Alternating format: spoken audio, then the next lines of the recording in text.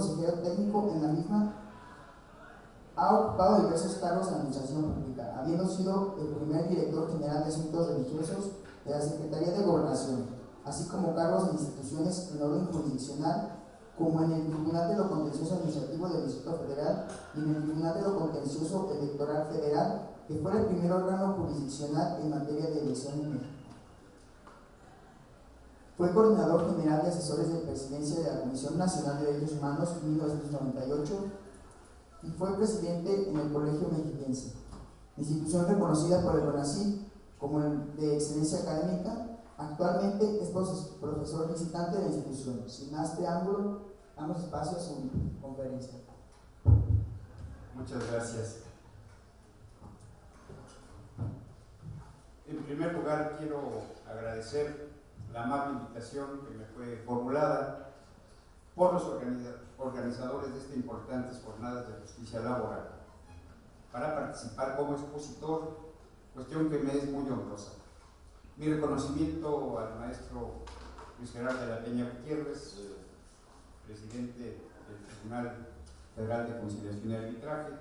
estimado amigo y además guanajuatense muy distinguido, en su alma mater,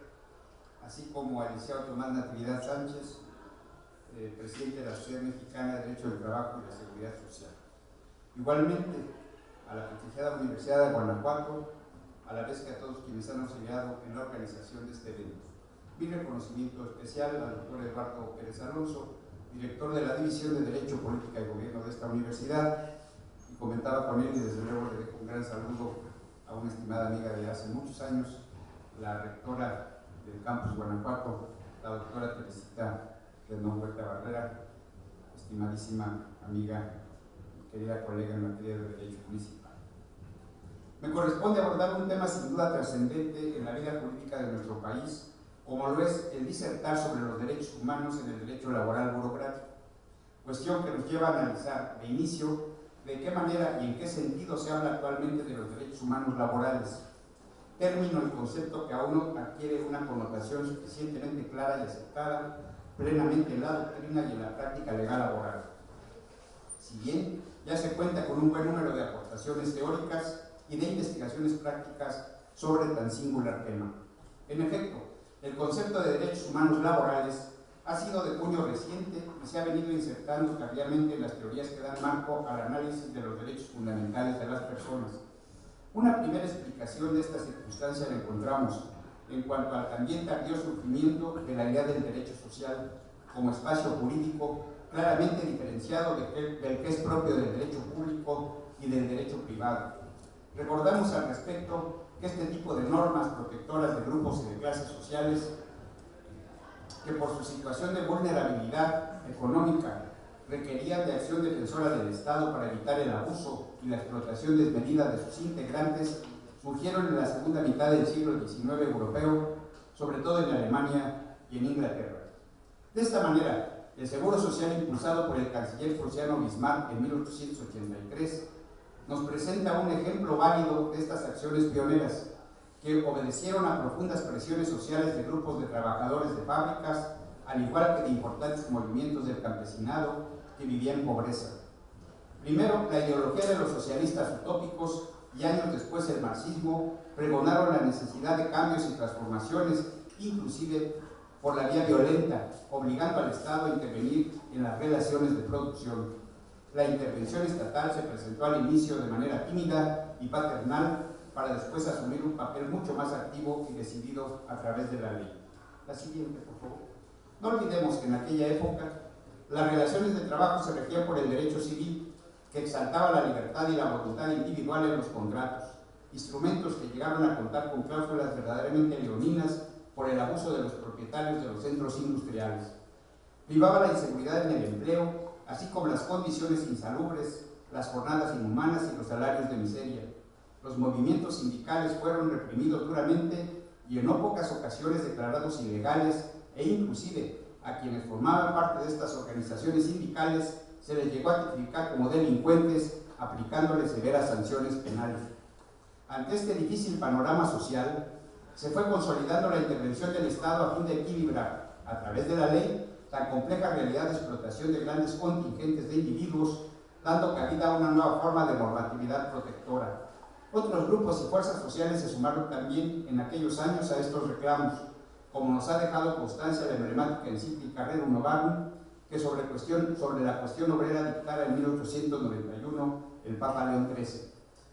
Por otra parte, también debo señalar que académicamente el nombre de derecho social, en el sentido que actualmente le damos, se debe, a mi parecer, a los trabajos de Gustavo Radbruch en Alemania y de Georg Ulrich en Francia, quienes popularizaron en sus textos las teorías y los contenidos propios de este apartado del derecho. En México fue principalmente el gran sociólogo y jurista don Lucio Mendieta y Núñez quien incluyó estas ideas difundiéndole en su texto denominado Derecho Social, publicado a principios de los años 60 del siglo pasado. Igualmente, abonaron en ello Mario de la Cueva, Alberto Trueba Bobina, Eucario Guerrero, ilustre guanajuatense, y desde luego nuestro muy querido maestro don Néstor Rehuen, entre otros grandes juristas. En este contexto, debemos recordar que la Constitución Mexicana de 1917, de la que hemos conmemorado recientemente su centenario, fue el primer ordenamiento de nivel constitucional en el mundo que integró en su texto un catálogo de derechos sociales, como lo hizo principalmente su artículo 123 en materia obrera y en el 27 en materia campesina, cuestión que es motivo de legítimo orgullo para el derecho mexicano. Antes señalaba que el concepto de derechos humanos laborales ha sido de uso tardío en la doctrina jurídica, tanto nacional como de otros países. Así lo entienden destacados laboralistas como Carlos Reynoso en un libro intitulado precisamente Derechos Humanos Laborales, publicado hace un par de años por la Universidad Nacional Autónoma de México y por la Universidad Autónoma Metropolitana. Estas líneas iniciales de mi exposición nos hacen apreciar que el surgimiento del concepto de derechos humanos laborales se encuentra íntimamente relacionado con la idea de derecho social, puesto que el contenido protector de las instituciones de esta rama del derecho, como una nueva división de lo jurídico, representaron novedosas e inéditas responsabilidades del Estado en la búsqueda de un justo equilibrio en las relaciones sociales de tipo económico que vive la sociedad. La siguiente tres, por favor. En este mismo contexto, propongo una definición de lo que son los derechos humanos laborales, a fin de precisar la materia y el contenido de los mismos de la manera siguiente. Los derechos humanos laborales son, a mi juicio, aquellos derechos fundamentales que por su especial naturaleza se refieren e inciden en las actividades laborales de las personas o grupos de trabajadores y que requieren de una marcada protección en los ordenamientos nacionales e internacionales a fin de preservar y garantizar la dignidad y libertades de dichos integrantes de la sociedad, fijando estándares generales para la creación y operación de la normatividad laboral. Con la definición anterior hemos tratado de integrar un concepto amplio de derechos humanos laborales, que si bien es dinámico y puede irse adaptando a los marcos normativos nacionales, regionales e inclusive internacionales, siempre deberá tener una base común que preserve la dignidad del trabajador y la dignidad del propio trabajo. Además, este concepto nos auxilia para entender una serie de derechos específicos de la materia laboral. De esta manera, el derecho de libertad como derecho humano se actualiza en la materia laboral como libertad de trabajo, como prohibición del trabajo forzado o como libertad gremial de carácter sindical. La libertad de asociación y de reunión nos llevará a configurar un amplio apartado normativo en torno a los gremios laborales, a la reunión de estos, al derecho de huelga, etc. El derecho a conservar la salud y la integridad física como derecho humano general nos conduce en la materia del trabajo a la configuración de los sistemas de previsión y seguridad social y a la definición de las reglas para brindar estos servicios a los trabajadores y su núcleo familiar. La 4, por favor. Los derechos humanos y su nuevo marco constitucional en México, su alcance en los derechos humanos laborales. La amplia reforma constitucional del 10 de junio del 2011 estableció un nuevo paradigma para el reconocimiento, vigencia y defensa de los derechos humanos en México. En efecto, estos cambios constitucionales han producido una serie de importantes transformaciones del marco legal de los derechos fundamentales e indudablemente representan el cambio constitucional de mayor profundidad que en este tema se ha dado en el México contemporáneo. Con este hecho se culminó un largo proceso legislativo, cuyo resultado fue la modificación de 11 artículos de la Constitución a más de que se cambió la denominación del capítulo primero del título primero del ordenamiento, que era de las garantías individuales, quedando ahora intitulado de los derechos humanos y sus garantías. Centrándome de manera esencial en los principales puntos de la reforma en cita, podemos desprender las siguientes consideraciones. El precepto, en lugar de conceptualizar que es la ley la que otorga estos derechos, ahora simplemente los reconoce, al determinar que toda persona goza de los derechos y de los mecanismos de protección establecidos por la Constitución y por los tratados internacionales de la materia suscritos legalmente por nuestro país. B. En el propio artículo primero se introduce la figura muy frecuente de uso en el derecho comparado, denominada de la interpretación conforme, al establecer que todas las normas relativas a los derechos humanos, del rango jerárquico que sean, se deberán interpretar a la luz de la propia Constitución, así como de los tratados internacionales. Esto conlleva la creación de lo que se ha denominado bloque de constitucionalidad, integrado no solamente por la ley suprema del país, sino también, como antes he expresado, por todos aquellos instrumentos internacionales con rango de tratado, suscritos por México, que contengan y definan derechos humanos. Se incorpora igualmente en el párrafo segundo del artículo primero de la Constitución el principio de interpretación conocido en la doctrina como pro personam, que ha sido tomado del derecho internacional de los derechos humanos, así como de las resoluciones de los tribunales internacionales especializados en esta materia. Tal principio tiene por objetivo que cuando existan distintas interpretaciones de una norma, se deberá elegir aquella que más proteja al titular. También significa que cuando en un caso concreto se puedan aplicar dos o más normas jurídicas, el intérprete debe elegir aquella que proteja de mejor manera a los titulares de algún derecho fundamental. Por otra parte, se establecen en el párrafo tercero del artículo constitucional que comentamos las obligaciones propias de las autoridades de los tres órdenes de gobierno del Estado mexicano, esto es, Federación, Ciudad de México, estados y municipios, de promover, respetar, proteger y garantizar los derechos humanos en el país. Los principios rectores que habrán de orientar todo tema de derechos humanos han quedado establecidos también en este precepto, al indicar que estos son la universalidad, la interdependencia, la indivisibilidad y la progresividad. En igual sentido, el artículo primero constitucional en comentario precisa que el Estado mexicano, en la competencia que le corresponde a sus tres órdenes de gobierno, deberá prevenir, investigar, sancionar y respetar cualquier violación de los derechos humanos. Y finalmente, el texto actual de estos preceptos establece que queda prohibida toda discriminación motivada por origen étnico, nacional, condición social, condiciones de salud, la religión, las opiniones, las preferencias sexuales, el estado civil o cualquier otra que atente contra la dignidad humana y tenga por objeto anular o menoscabar los derechos y libertades de las personas. Debo resaltar, por otra parte, que con la reforma en comentario se otorgó competencia legal a los organismos públicos de defensa de los derechos humanos para conocer de quejas sobre asuntos del orden laboral, cuestión que en el texto anterior del artículo 102 de la Constitución les estaba negada, abriéndose ahora un amplio apartado para estos organismos en la materia del trabajo.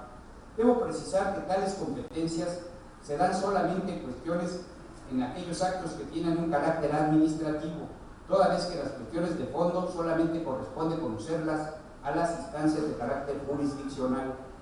Este punto del renovado texto constitucional me hace recordar una rama especial del derecho del trabajo que en los años 60 y 70 del siglo pasado impulsó el distinguido laboralista don Alberto Trueba Urbina, quien al efecto publicó con la editorial Porrúa un par de ediciones de un extraordinario libro titulado Nuevo Derecho Administrativo del Trabajo, en el que señalaba como objeto de esta rama jurídica el estudio e investigación relativa a las actividades del Estado, Federación, entidades federativas y municipios en materia de capacitación, registro, supervisión, inspección, sanción, defensoría, promoción del empleo y todas aquellas otras que corresponden a la atención de asuntos del trabajo. A su vez, el doctor Néstor de Buen Lozano,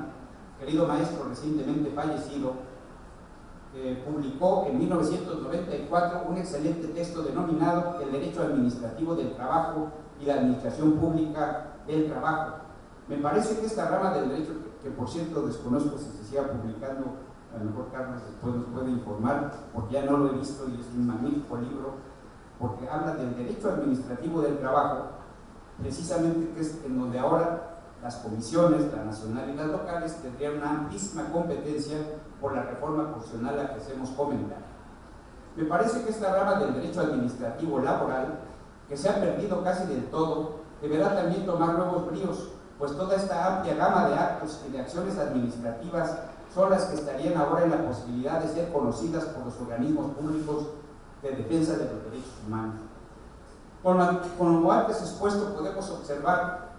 que son evidentes los avances que se dieron con la reforma constitucional para brindar un marco legal mucho más consistente y claro para definir y proteger los derechos humanos que son propios de todos los habitantes del país, dejando también más precisas las fuentes nacionales e internacionales de su configuración, así como las tareas y obligaciones del Estado en esta materia. Enlazado la explicación anterior con la materia que nos ocupa relativa a los derechos humanos laborales y las fuentes tanto nacionales como internacionales que los definen, resulta necesario considerar las premisas que rigen la técnica de integración y protección de los derechos humanos que se deducen de los textos y convenios de la materia. En este sentido, entendemos que, en primer lugar, es compromiso interno de los Estados establecer en sus legislaciones interiores estos derechos y crear instrumentos protectores, siguiendo en su caso los principios establecidos en los ordenamientos internacionales de la materia. De acuerdo a esto, los mecanismos e instituciones del derecho interno encuentran de manera subsidiaria y complementaria a instancias internacionales para lograr una real y completa vigencia de los derechos humanos.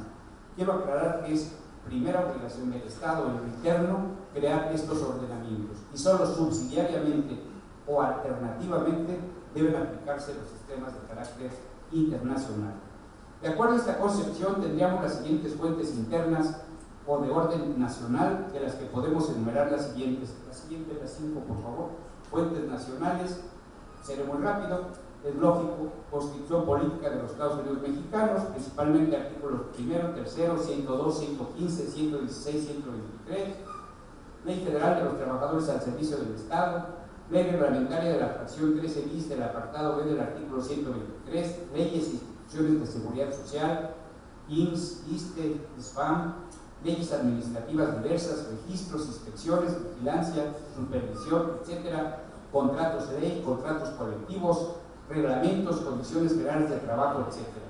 De acuerdo al particular contenido de esta disertación, que se orienta principalmente al análisis de los derechos humanos laborales en el sector burocrático, expongo muy sintéticamente algunas consideraciones sobre esta rama particular del derecho laboral. En efecto, la regulación constitucional del trabajo al servicio del Estado quedó prevista en el apartado B del artículo 123 a partir de la reforma a la Carta Magna del 5 de diciembre de 1960. Por la limitación de tiempo dejo a un lado la interesante y nunca acabada polémica en torno a entender si el texto original del artículo 123 de la Constitución comprendía todo tipo de trabajadores, tanto de quienes llevan a cabo labores del orden privado, así como los que corresponden al sector público. Lo cierto fue que el artículo 2 de la Ley Federal del Trabajo de 1931 estableció que las relaciones entre el Estado y sus servidores se regirían por las correspondientes leyes del servicio civil, es de entenderse que tanto de la Federación como de los Estados de la República. A este respecto, señalo que con anterioridades del dictado del ordenamiento laboral de 1931, a lo largo de las primeras décadas del siglo XX, se fue configurando poco a poco todo un conjunto de textos normativos relativos al trabajo prestado a favor del Estado, como fueron principalmente el acuerdo que escribió en 1924 el presidente Abelardo Rodríguez sobre la organización y funcionamiento del servicio civil. En este orden de ideas, el más destacado precedente de la moderna legislación burocrática laboral lo fue sin duda el Estatuto de los Trabajadores al Servicio del Estado, expedido por el Congreso de la Unión a iniciativa del presidente Lázaro Cárdenas y publicado el 5 de diciembre de 1938. Un nuevo estatuto de esta índole fue expedido en 1941 a iniciativa del presidente Manuel Ávila Camacho. En 1960, en la administración del presidente Adolfo López Mateos, se elevaron, como dije antes, a rango constitucional los derechos laborales de los servidores del Estado. En este contexto, para una mejor explicación y comprensión del tema que expongo, es importante precisar lo que a mi juicio es el objeto y contenido del derecho burocrático para derivar de ello el tipo de relación jurídica que se presta entre el Estado y sus trabajadores. He sostenido en varias publicaciones que se entiende por derecho burocrático la disciplina autónoma del derecho social que tiene por objeto regular los derechos y obligaciones de orden laboral que surgen entre el Estado, Federación, Ciudad de México, estados y municipios y sus servidores, así como establecer las bases de justicia que tiendan a equilibrar el disfrute de las garantías sociales por parte de los servidores públicos con el ejercicio y cumplimiento de las funciones y tareas que corresponde cumplir al propio Estado como representante general de la sociedad. Recordemos en este sentido que esta rama del derecho laboral tiene una particularidad que resulta evidente, como es el hecho que el Estado es la parte patronal en esta relación, cuestión que la marca y la distingue jurídicamente en muchos aspectos, por tratarse de un ente que por su naturaleza, por su esencia y por las funciones sociales que cumple, es eminentemente público. Sin embargo, la evolución del derecho laboral burocrático en México ha sido singular, puesto que de una apreciación que entendía como meramente administrativos este tipo de servicios, se ha transitado ahora a considerarlos plenamente de orden laboral, por lo que se ha instrumentado todo un amplio conjunto de derechos y prerrogativas para proteger a quienes llevan a cabo una muy extensa gama de tareas a cargo del Estado y que son ejecutadas y cumplidas por el gobierno. Lo anterior, bajo el renovado marco legal de protección de los derechos humanos, adquiere también una nueva dimensión, ya que, por ejemplo, ante el incumplimiento de un laudo firme que establezca obligaciones a cumplir por el Estado, cabría válidamente la posibilidad de la intervención de los órganos públicos protectores de los derechos humanos si se presentara alguna queja para conocer de dicha violación por estar ante actos administrativos del gobierno, sobre todo por la aplicación del principio de pro persone al que estamos obligados los tribunales de la materia, así como los órganos protectores de estos derechos fundamentales. Así lo han definido muy gradualmente ya algunos tribunales federales. Las siguientes 6. Fuentes internacionales. Por lo que hace a las fuentes internacionales de los derechos humanos laborales, estas son abundantes y muy diversas, tanto en lo que se refiere a los derechos humanos en general y de manera más específica a los de orden laboral. Sobre el particular, diremos que una vez concluida la Segunda Guerra Mundial, en los años medios del siglo XX, los líderes de los distintos países impulsaron la creación en 1941 de la Organización de las Naciones Unidas, teniendo como antecedente a la antigua Liga de las Naciones, establecida en 1919. El objeto principal de la ONU fue el de evitar que se produjeran catástrofes humanitarias tan graves y descarnadas como las que sucedieron en la lucha mundial que terminaba. Con el surgimiento de la ONU y en el texto mismo del primer artículo de la Carta que le dio vida, se precisó también que otro de sus objetivos sería estimular el respeto de los derechos humanos y de las libertades fundamentales de todos, sin distinción de raza, sexo, ideología o religión. Con base en estos principios, la ONU formuló y promulgó el 10 de diciembre de 1948 la Declaración Universal de los Derechos Humanos, que significó el primer instrumento completo de derechos fundamentales a nivel mundial. La propia ONU elaboró los dos grandes pactos internacionales suscritos por las naciones que integraban la organización y que tienen como finalidad dar valor positivo a los derechos previstos en la Declaración Universal. Estos pactos son el de derechos civiles y políticos y el de derechos económicos, sociales y culturales, que entraron en vigor el 23 de marzo y 3 de enero de 1976, respectivamente. Claro, cada país después fue absorbiéndolos y las fechas son diferentes para cada uno de ellos, inclusive el nuestro. A nivel regional de América, debemos citar en sentido similar a los de orden universal, a la Carta de la Organización de Estados Americanos, OEA, de 1948. Igualmente, a nivel regional se cuenta con la Declaración Americana de los Derechos y Obligaciones del Hombre de 1948. A más de otros instrumentos está la Convención Americana de Derechos Humanos o Pacto de San José, que entró en vigor en 1978. La Convención en cita tiene a su vez dos protocolos adicionales, el primero sobre derechos económicos, sociales y culturales, 1988, y el segundo sobre la abolición de la pena de muerte de 1990. En la materia laboral que nos ocupa, debo señalar igualmente que si bien los derechos relativos al trabajo se fueron integrando en los sistemas jurídicos nacionales a lo largo del siglo XX, en el plano internacional se remontan estos derechos a la época del surgimiento de la Organización Internacional del Trabajo, OIT, que se dio paralelamente a la fundación de la vieja Liga de las Naciones en 1919, en base al Tratado de Versalles, por lo que una buena cantidad de instrumentos conformados por la OIT son anteriores al propio surgimiento de la ONU, aclarando que actualmente la OIT es una agencia de la misma ONU con especialidad en materia del orden laboral. La siguiente, la 8, por favor. De esta manera debemos entender que la principal fuente internacional de los derechos humanos laborales la representan los múltiples convenios que ha elaborado la OIT y que han sometido a la ratificación de los Estados miembros de esta organización. El contenido de estos convenios nos brinda con claridad los estándares de la materia laboral como derechos fundamentales, entendiendo por estándares los modelos, criterios, reglas de medida o de los requisitos mínimos aceptables para la vigencia de los derechos del trabajo, tanto en el orden individual como en el colectivo. En este propio contexto resulta importante precisar que en 1988 la OIT adoptó la Declaración relativa a los principios y derechos fundamentales en el trabajo,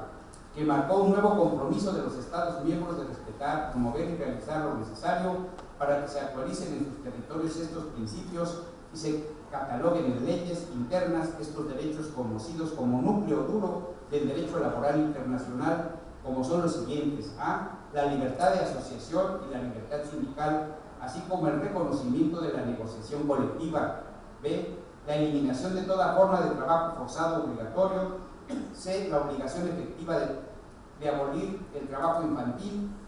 D, eliminación de la discriminación en materia de empleo y desocupación. Si bien esta declaración de la OIT es la 9 y 10, ¿podemos pasar? Es explícita en estos derechos humanos laborales universales y el contexto de los convenios emitidos por la OIT, así como de los pactos universales y regionales a los que antes hemos hecho mención, podemos intentar hacer un listado de los derechos humanos laborales que deben adquirir primacía en las leyes laborales como derechos fundamentales, tanto en materia individual como colectiva y de seguridad social.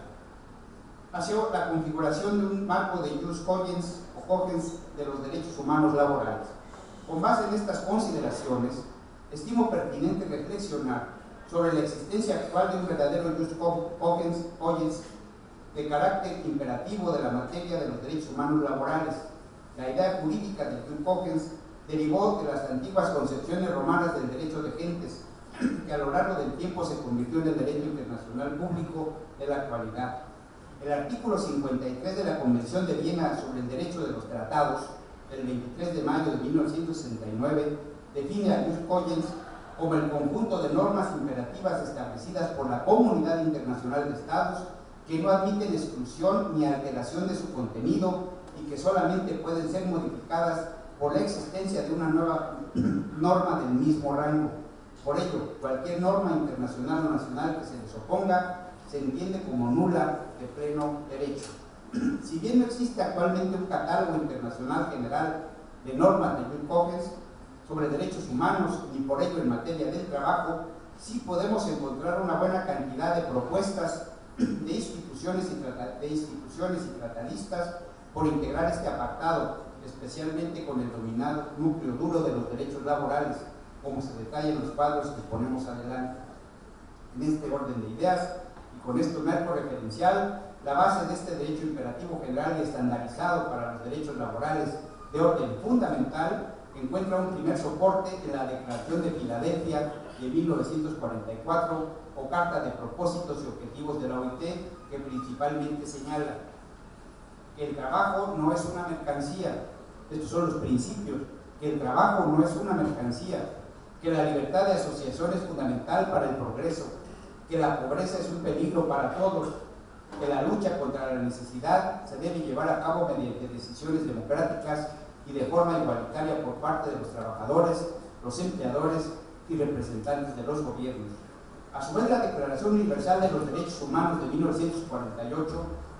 en su artículo 23, proclama los siguientes derechos humanos laborales básicos e indispensables para avanzar en el respeto a la dignidad y desarrollo pleno del ser humano. Por ello, toda persona, dice la Declaración Universal, tiene derecho al trabajo, a la libre acción de su trabajo, a la libre elección de su trabajo, a condiciones equitativas y satisfactorias de trabajo, a la protección contra el desempleo, a igualdad salarial por trabajo igual, a una remuneración equitativa y satisfactoria que le asegure, así como a su familia, una existencia conforme a la dignidad humana, y a fundar sindicatos y a sindicarse para la defensa de sus intereses. Esto está directamente en la Declaración Universal de los Derechos Humanos en su artículo 23, que, como vemos, la propia Declaración Universal ya asumió una cierta posición en materia de derechos humanos laborales.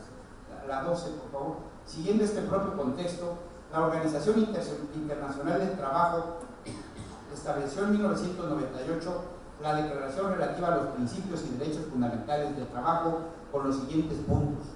la libertad de asociación y la libertad de sindicación, así como el reconocimiento de la negociación colectiva, la eliminación de todas las formas de trabajo forzado obligatorio, la abolición efectiva del trabajo infantil, la eliminación de la discriminación en materia de empleo y de ocupación, y en 1999 le adicionó el concepto de trabajo decente como base de toda relación laboral.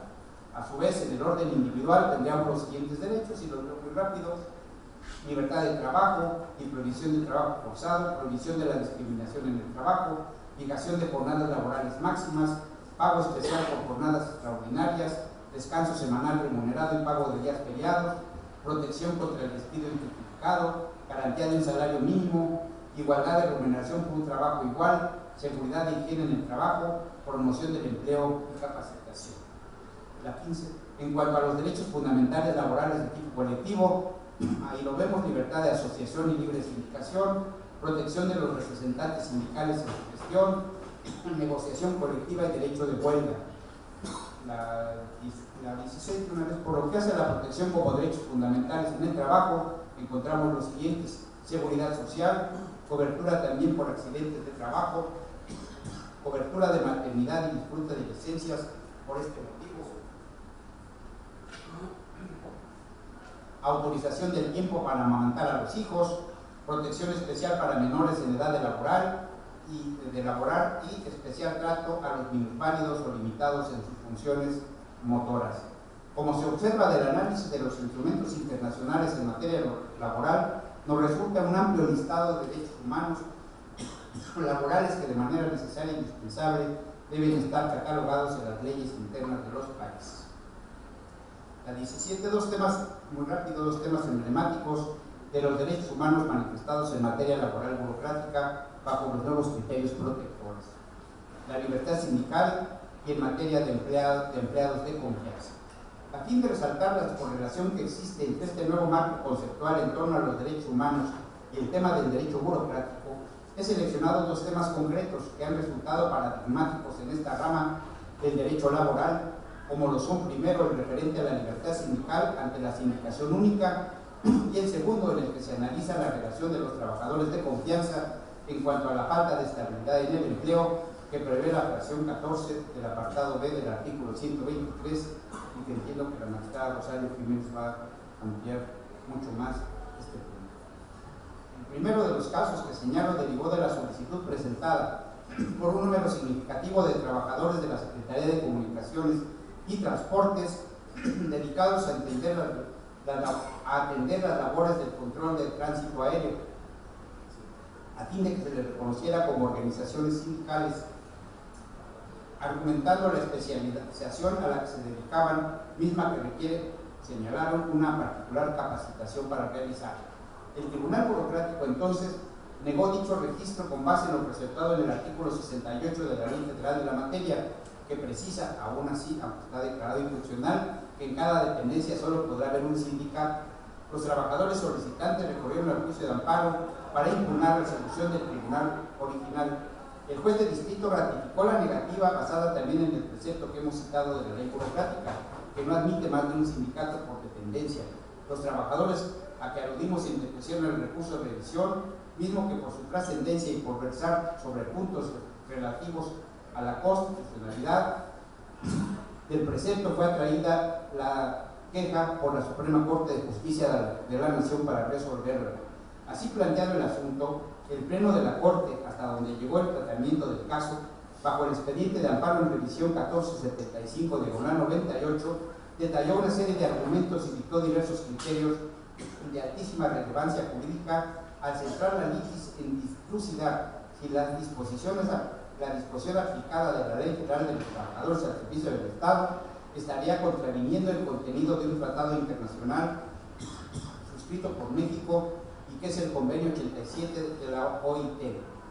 relativo a la libertad sindical y la protección de los derechos de sindicación. En el debate se tuvo en cuenta, desde luego, que existía entonces una jurisprudencia válida de la propia Corte que databa del año de 1992, con el número C/92 del Pleno, que determinaba que las leyes federales y los tratados internacionales gozaban de la misma jerarquía, por lo que no habría prioridad en la aplicación de unas y otras de estas fuentes. Sin embargo, la discusión llegó a considerar que la jurisprudencia en cita debía ser modificada ante los nuevos criterios que ya en este tiempo se tenían en materia de derechos humanos, inclusive antes de la reforma del año 2011. Por ello surgió una nueva apreciación del tema, concluyendo el Pleno de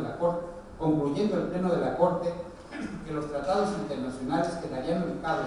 por encima de las leyes federales y en un segundo plano respecto a la Constitución Federal, definiendo así la jurisprudencia con el número 77 romano /99. Ante este nuevo criterio jurisprudencial era válido declarar inconstitucional el artículo 68 de la Ley Burocrática Federal,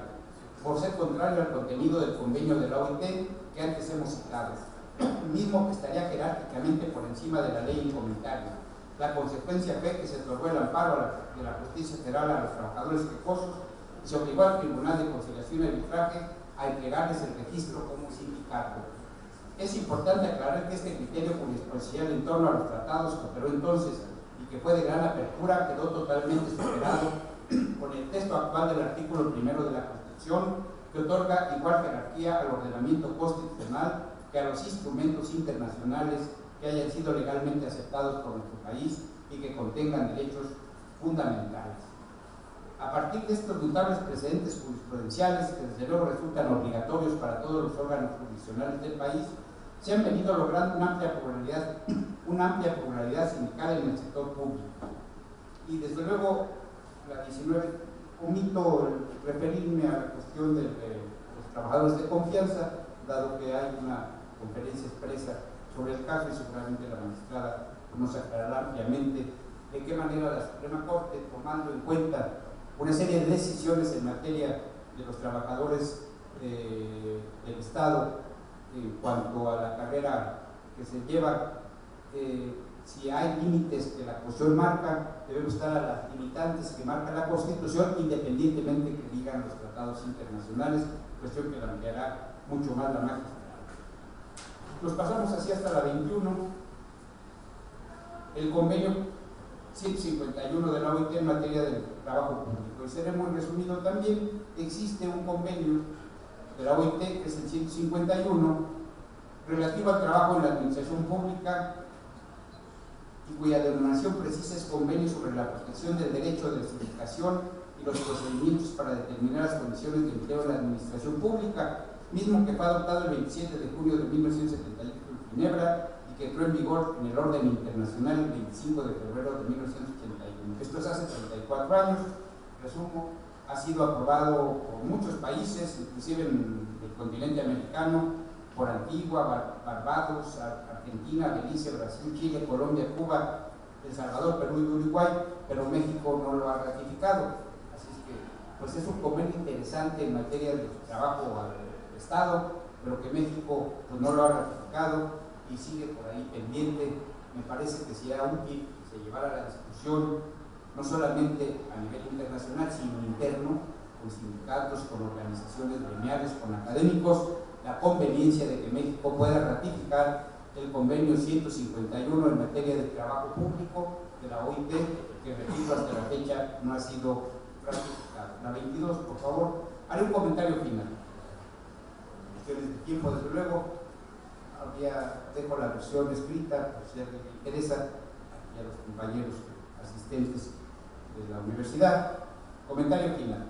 Los nuevos paradigmas que se han establecido en el marco jurídico mexicano en materia de derechos humanos y su protección han sido de una trascendencia de alto alcance para el país, especialmente para los órganos que imparten justicia, los que están obligados hoy en día a considerar no solamente estos derechos en cuanto a que estén previstos de forma expresa en la norma superior de la nación, sino también a la aplicación de una amplísima cantidad de instrumentos de fuente internacional que contienen los tratados suscritos legalmente por México. Estas nuevas reglas derivadas de los derechos humanos laborales seguramente transformarán en breve tiempo a muchas de las instituciones que versan sobre la regulación del trabajo decente y digno y su protección. En este horizonte renovado se requiere un profundo esfuerzo de capacitación y de conocimiento, como es el caso de las presentes jornadas a que nos ha convocado la Sociedad Mexicana de Derecho del Trabajo y Seguridad Social, el Tribunal Federal de Conciliación y Arbitraje y desde luego nuestro reconocimiento a la Universidad de Guanajuato por la hospitalidad para estas conferencias. A estas instituciones les reitero mi agradecimiento por su amable invitación. Al público asistente, muchas gracias, deseándoles lo mejor para estas importantes jornadas sobre justicia laboral. Muchas gracias.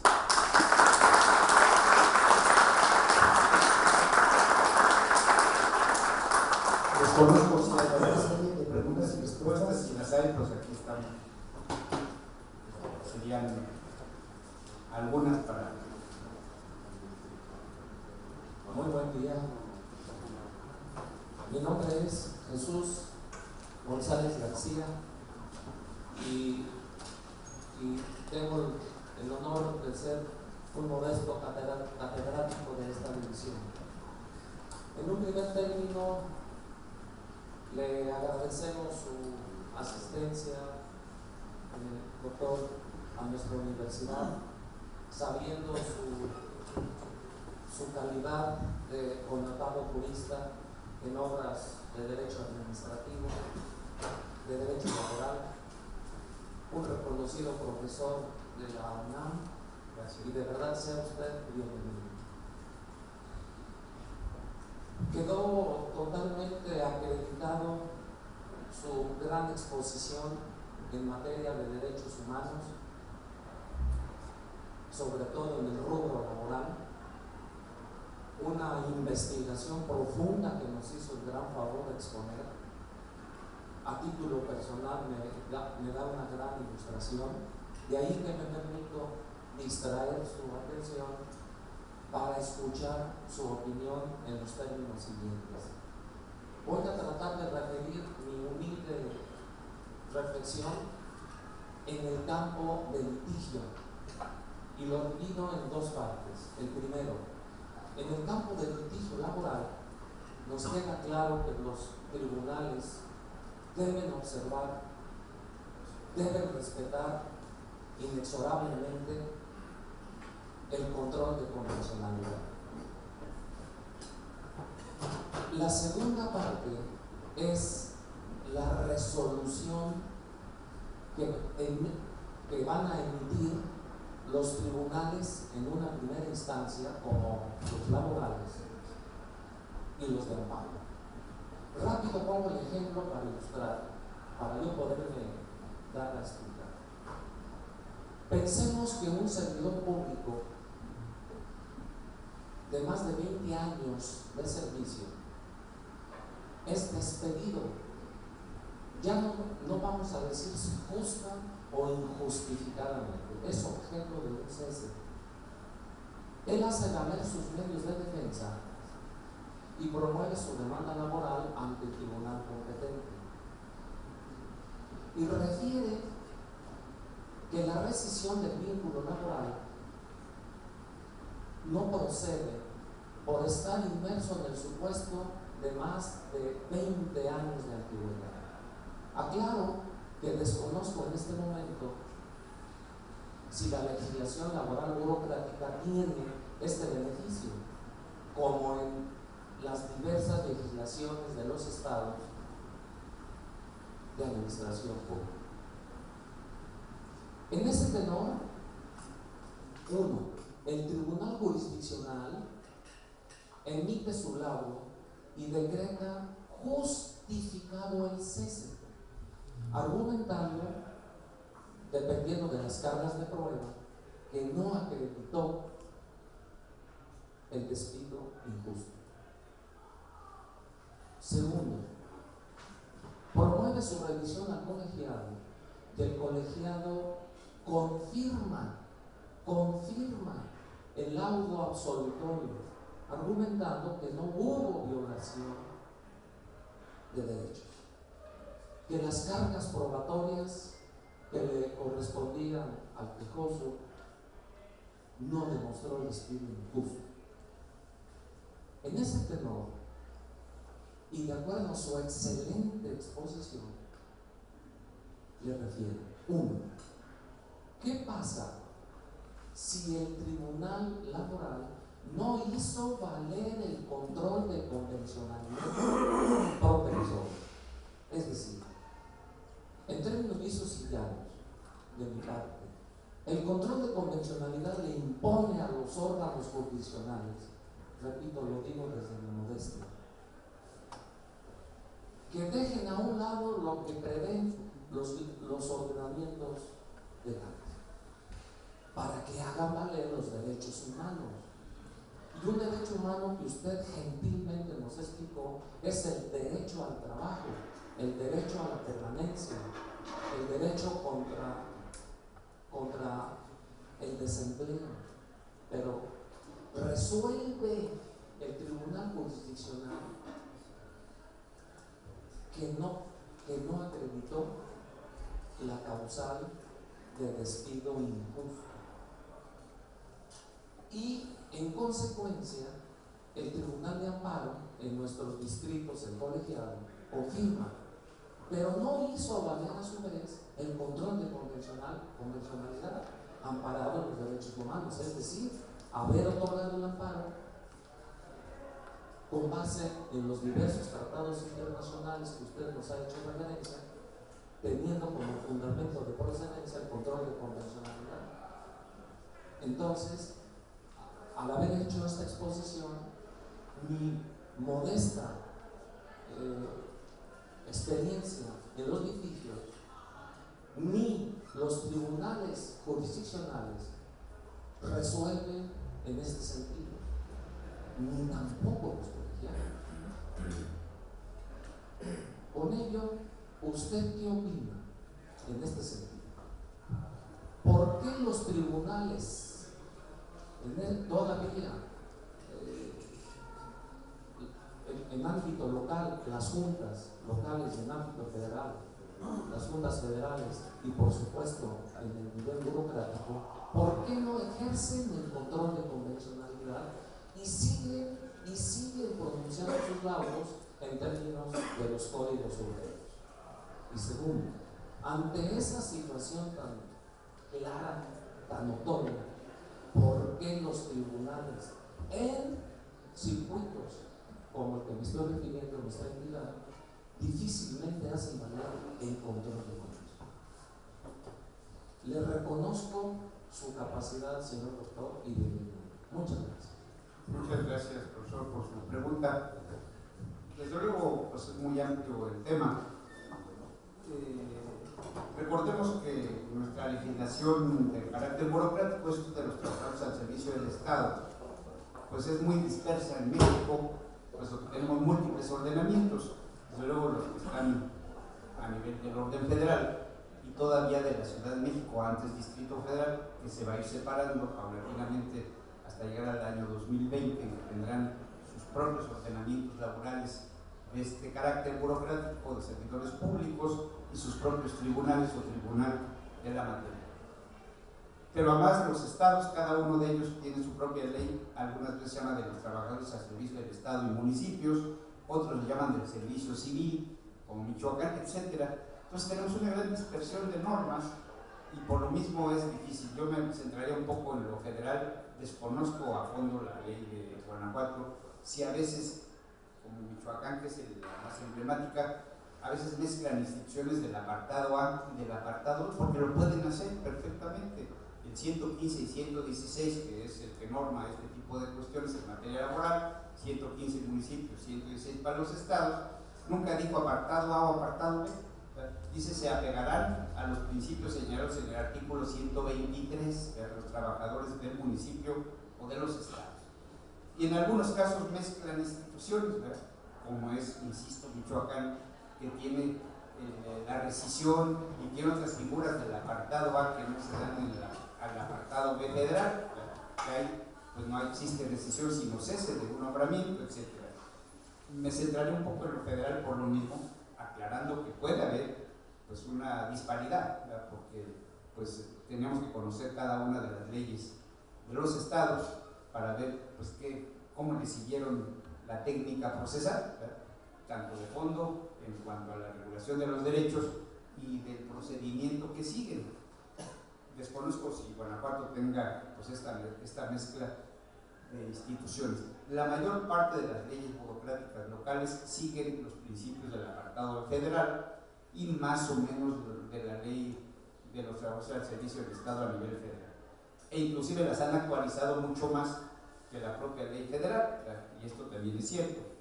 En el caso concreto, ¿a qué se debe que todavía no se aplique mucho los criterios de convencionalidad? Pues al desconocimiento. Qué pena, pero es al desconocimiento. Recordemos que, pues, por mucho que son 1000 artículos de la Ley Federal del Trabajo, si es que supletoriamente aplicamos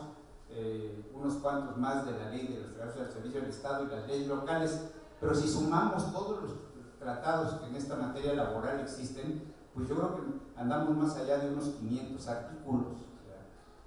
o 600 artículos adicionales que están en tratados. Entonces es muy difícil que pronto el juzgador pues conozca todos los tratados, todos los convenios. La Corte hizo una publicación digital y en papel muy amplia de todos estos tratados, pero es difícil conocerlos a fondo. Creo que solamente el tiempo va a ir dando pues esta nueva capacidad de los tribunales de ir aplicando los sistemas de carácter internacional. Pero esto tampoco, el desconocimiento de la ley, pues tampoco es una excusa para no aplicarla. Yo creo que en el caso de que ya hubiera una decisión terminal y que no se aplicaron, ya tenemos el colegiado, ya es final, o lo atrajo la Corte y fue final, sí sería el caso de poder ir ante los tribunales internacionales. Este es uno de los casos que se puede ir perfectamente, primero aquí a la Corte Interamericana de Derechos Humanos. Recordemos que no se puede ir directamente tenemos que ir a la Comisión primero Interamericana de Derechos Humanos, que está en Washington. No se puede directamente plantear una demanda ante la Corte, puesto que tiene que pasar primero por la Comisión, y solamente la Comisión autoriza los casos que se van a juzgar por la Corte. Este es uno de los típicos casos de la no aplicación del ordenamiento internacional que debió haberse aplicado, y por lo tanto, si ya tenemos una decisión terminal, este sí sería la materia de ir ante la Comisión Interamericana de Derechos Humanos a plantear, desde luego, pues una queja en contra, que ya no se plantea directamente del tribunal, sino en contra del Estado mexicano por una violación de derechos humanos que cometió un X tribunal, en este caso puede ser local o federal. Y es el Estado mexicano el que tiene que asumir la representación de cualquier órgano interno que haya sido, en este caso, motivo de la queja, y tendrá México que ir a defender pues, la situación ante los tribunales. ¿Y qué pasa? Si progresa, ojalá y usted la maneje, litigue, gane la queja ante la comisión, y la comisión dice, este es el caso de mandarlo a la Corte Interamericana,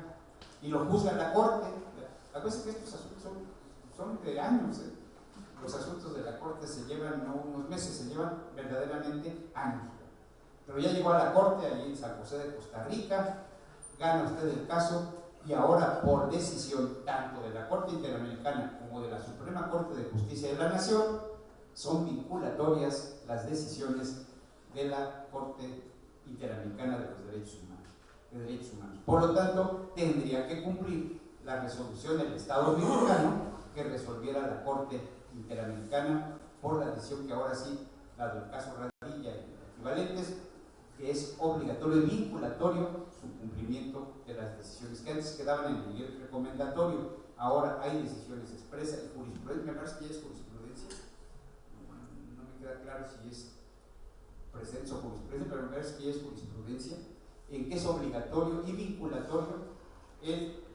cumplir con las decisiones de la Corte Interamericana de Derechos Humanos. Lo demás sería muy complicado ver el procedimiento que se llevó, porque les repito, hay veces que si mezclan las legislaciones internas, mezclan figuras del apartado B. Le repito, Michoacán tiene la decisión por parte de los trabajadores del Estado, no lo sé cómo se lleva a cabo, en otros no, nada más hay el cese por parte del Estado, etcétera, etcétera. Entonces, creo que esto sería lo que yo le podría comentar. Si hay un mecanismo, cuando ya es decisión de un tribunal termina, si no aplico los instrumentos internacionales, es uno de los motivos por los cuales sí puede ir a queja a los tribunales de orden internacional, primero la Comisión, en el caso nuestro de América, y después la Corte. Bien, no sé si hay alguna otra pregunta.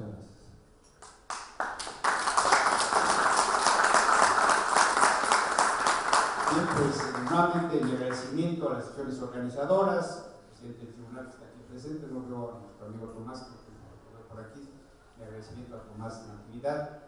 y a la Universidad de Guanajuato por esta tan amable hospitalidad. Muchas gracias. A continuación, daremos un descanso de 20 minutos. Agradecemos su puntualidad.